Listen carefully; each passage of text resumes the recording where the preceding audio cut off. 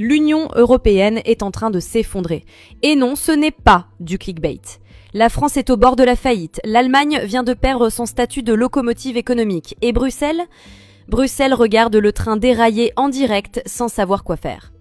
Bienvenue dans la plus grande crise existentielle de l'Europe depuis sa création. Imaginez ça, la France, 5e économie mondiale, vient de voir sa dette exploser à 112% de son PIB. L'Allemagne, le fameux modèle de rigueur et d'efficacité, est entrée en récession pour la 2e année consécutive. Et pendant ce temps, l'Union européenne, elle célèbre ses 70 ans avec la gueule de bois du siècle. Mais voilà le truc. Personne ne vous explique vraiment ce qui se passe. Les médias vous parlent de déficit, de réformes structurelles, de conjonctures difficiles, des mots creux qui ne veulent rien dire. Aujourd'hui, je vais vous raconter la vraie histoire. Celle que Bruxelles ne veut pas que vous entendiez. Celle où les 2 piliers de l'Europe sont en train de craquer et où tout le projet européen risque de s'écrouler avec eux. Restez jusqu'à la fin, parce que ce qui se joue en ce moment va décider si vous paierez vos courses en euros dans 10 ans ou en Deutschmark ressuscité. Bon, commençons par la France. Ah, la France, le pays des lumières, de la gastronomie et de la dette abyssale. Accrochez-vous bien, en 2024, la dette publique française a atteint 3 228 milliards d'euros. Oui, vous avez bien entendu. 3 000 milliards. C'est 112,2% du PIB. Pour vous donner une idée, c'est comme si vous gagniez 30 000 euros par an, mais que vous deviez 33 600 euros. Sympa, non ? Mais attendez, ça empire. Le déficit public français pour 2024, 5,5% du PIB.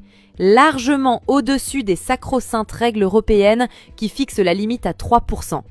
La Commission européenne a littéralement déclaré en novembre 2024 « La France fait face à un risque budgétaire élevé à moyen terme ». Traduction diplomatique, vous êtes dans la merde les gars. Et vous savez ce qui est magnifique ? Le gouvernement français change tous les 6 mois comme si c'était une tradition nationale. Michel Barnier, nommé Premier ministre en septembre 2024, a duré 3 mois. 3 mois, le temps d'un stagiaire en entreprise. Il a été renversé en décembre par une motion de censure historique, la première depuis 1962. Pourquoi ? Parce qu'il a osé proposer un budget avec 60 milliards d'euros d'économie. 60 milliards ! La gauche a hurlé, la droite a protesté et boum, tout le monde s'est allié pour le virer. Résultat ? La France entre en 2025 sans budget. Sans budget. Imaginez gérer un pays de 68 millions d'habitants sans savoir combien vous pouvez dépenser. C'est comme conduire une Ferrari les yeux fermés sur l'autoroute. Mais derrière les chiffres, il y a des gens, des vrais gens. Le taux de chômage stagne à 7,4%. Les services publics se dégradent, les hôpitaux craquent, l'éducation nationale survit avec des bouts de ficelle. Et le pire, les taux d'intérêt sur la dette française ont explosé. En janvier 2025, la France emprunte à 3,2% contre 2,1% pour l'Allemagne. Ça veut dire quoi ? Ça veut dire que les investisseurs ont peur. Ils ne font plus confiance à la France. Quand les marchés perdent confiance, c'est le début de la fin. Demandez à la Grèce en 2010 ou à l'Argentine en 2001. Passons maintenant à l'Allemagne. L'Allemagne, le pays de l'efficacité légendaire, de l'industrie impeccable, de la rigueur budgétaire obsessionnelle. Eh bien, devinez quoi ? L'Allemagne est en récession, 2e année consécutive. Le PIB a reculé de 0,3% en 2024 après une chute de 0,1% en 2023. Attendez. L'Allemagne en récession ? Le pays qui donnait des leçons à toute l'Europe sur comment gérer une économie ? Oui. Et c'est encore pire que ça. Plaie numéro 1, la crise énergétique. L'Allemagne a basé toute son industrie sur le gaz russe pas cher. Et puis, la guerre en Ukraine a éclaté. Fini le gaz bon marché. Les prix de l'énergie ont explosé de 140% entre 2021 et 2023. Résultat, les usines ferment. BASF, le géant chimique, a annoncé la suppression de 2600 emplois en 2024. Volkswagen, symbole sacré de l'industrie allemande, envisage de fermer des usines en Allemagne pour la première fois de son histoire. Volkswagen, fermer des usines en Allemagne ? C'est comme si McDonald's fermait ses restaurants aux États-Unis. Impensable. Plaie numéro 2, la Chine. L'Allemagne exportait massivement vers la Chine, 10% de ses exportations totales. Mais la Chine ralentit. La croissance chinoise est tombée à 5,2% en 2024, son plus bas niveau depuis 30 ans hors Covid. Et pire encore, la Chine fabrique maintenant ses propres voitures, ses propres machines-outils. Elle n'a plus besoin de l'Allemagne. Les exportations allemandes vers la Chine ont chuté de 14% en 2024. 14% en un an. Plaie numéro 3. Le vieillissement. L'Allemagne vieillit. En 2024, 22% de la population a plus de 65 ans. Le taux de natalité est de 1,46 enfants par femme, largement insuffisant pour renouveler la population. Moins de jeunes égale moins de travailleurs, égale moins de croissance, égale moins d'innovation. C'est mathématique et terrifiant. Et comme si tout ça ne suffisait pas, le gouvernement allemand vient d'exploser en vol en novembre 2024. Olaf Scholz, le chancelier, a viré son ministre des Finances. La coalition s'est effondrée. Des élections anticipées sont prévues pour février 2025. L'Allemagne, le pays de la stabilité politique légendaire, est en plein chaos. Bravo! La France et l'Allemagne, sans gouvernement stable en même temps. C'est comme si les deux pilotes d'un avion décidaient de faire une pause café pendant la tempête. Bon, récapitulons. La France est surendettée et ingouvernable. L'Allemagne est en récession et politiquement instable. Et l'Union européenne dans tout ça, elle fait quoi? Rien. Absolument rien. Enfin si, Ursula von der Leyen, présidente de la Commission européenne, a déclaré en janvier 2025 « Nous devons renforcer notre compétitivité et notre cohésion ». Waouh! Quelle vision! Quelle audace! Vous vous souvenez du pacte de stabilité et de croissance? Ces fameuses règles européennes, déficit maximum de 3%, dette maximum de 60% du PIB? En 2024, 13 pays de l'UE dépassent le seuil de 3% de déficit. 13 sur 27. Presque la moitié. La France, 5,5%. L'Italie, 4,4%. La Belgique, 4,8%. Les règles européennes sont devenues des suggestions, des recommandations, comme les limitations de vitesse sur autoroute allemande, théoriques et ignorées. Mais le vrai problème, c'est la division. Le nord de l'Europe, Allemagne, Pays-Bas, Autriche, veut de la rigueur budgétaire. Le sud, France, Italie, Espagne, veut de la flexibilité et des investissements massifs. L'Est, Pologne, Hongrie, s'oppose à Bruxelles sur l'état de droit et l'immigration. L'Union européenne n'a jamais été aussi désunie. C'est presque comique, une union désunie. Écoutez ces chiffres, vraiment, écoutez-les. La croissance de la zone euro en 2024, 0,8%. 0,8%. Pendant ce temps, les États-Unis, 2,5%. La Chine, 5,2%. L'Inde, 7,8%. L'Europe est à l'arrêt. Pas en recul, mais à l'arrêt.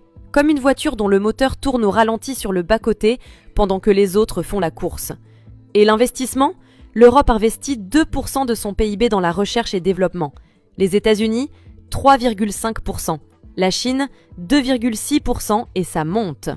Le rapport Draghi, publié en septembre 2024 par l'ancien président de la BCE, Mario Draghi, est sans appel. L'Europe doit investir 800 milliards d'euros supplémentaires par an pour rester compétitive.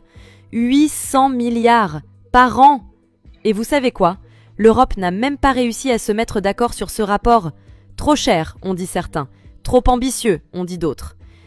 Bon, vous vous dites peut-être, ok, mais moi dans tout ça, ça me concerne comment? Laissez-moi vous expliquer. Conséquence numéro 1, votre pouvoir d'achat. L'inflation reste élevée, 2,9% en moyenne dans la zone euro en 2024. Vos courses, votre essence, votre loyer, tout augmente. Et vos salaires, ils suivent à peine. Conséquence numéro 2, les services publics. Avec des budgets sous pression, les États coupent dans les dépenses. Moins d'hôpitaux, moins d'écoles, moins de transports publics, vous allez le sentir passer. Conséquence numéro 3, l'emploi. Les entreprises européennes délocalisent. Elles vont aux États-Unis où l'énergie est moins chère, ou en Asie où la main-d'œuvre coûte moins cher. Résultat, moins d'emplois en Europe. Le taux de chômage des jeunes en Europe, 14,8% en 2024. Presque un jeune sur 6 sans travail. Mais il y a pire, bien pire. Si la France et l'Allemagne continuent de sombrer, l'euro lui-même est en danger. Vous pensez que c'est exagéré? Demandez aux Grecs. En 2015, la Grèce a failli sortir de l'euro. Le Grexit était à 2 doigts de se produire. Maintenant, imaginez la France. 5 fois plus grosse que la Grèce, deuxième économie de la zone euro. Si la France sort de l'euro, c'est fini. L'euro implose. L'Union européenne implose. Et ce n'est pas de la science-fiction. Marine Le Pen, leader du Rassemblement national, a obtenu 41% des voix au second tour de la présidentielle en 2022. Et son programme ? Sortir de l'euro. En Allemagne, l'AfD, parti d'extrême droite eurosceptique, est à 22% dans les sondages en janvier 2025. Les populistes montent. Et ils ont un ennemi commun, Bruxelles. Alors voilà où on en est. La France est surendettée, politiquement instable et incapable de réformer. L'Allemagne est en récession, dépendante d'un modèle industriel obsolète et en plein chaos politique. L'Union européenne est divisée, impuissante et incapable de prendre les décisions difficiles. C'est ça, la réalité de l'Europe en 2025. Pas les discours lénifiants de Bruxelles, pas les promesses creuses des politiciens. La réalité froide et dure. Maintenant, est-ce que tout est perdu ? Non. L'Europe a survécu à 2 guerres mondiales, à la crise de l'euro, au Brexit, au Covid. Mais cette fois, c'est différent. Parce que cette fois, ce ne sont pas des chocs externes, c'est une crise interne. Une crise de gouvernance, de vision, de volonté politique. Pour s'en sortir, l'Europe doit faire 3 choses. Investir massivement dans l'innovation, la transition écologique, la défense. Les 800 milliards du rapport Draghi ne sont pas une option, c'est une nécessité. 2. Réformer les institutions. Bruxelles est trop lent, trop bureaucratique, trop déconnecté. Il faut une Europe plus démocratique, plus efficace. 3. Retrouver une vision commune. L'Europe s'est construite sur un rêve de paix et de prospérité. Ce rêve s'est perdu dans les règlements techniques et des querelles budgétaires. Mais soyons honnêtes, je ne suis pas sûre que les dirigeants actuels en soient capables.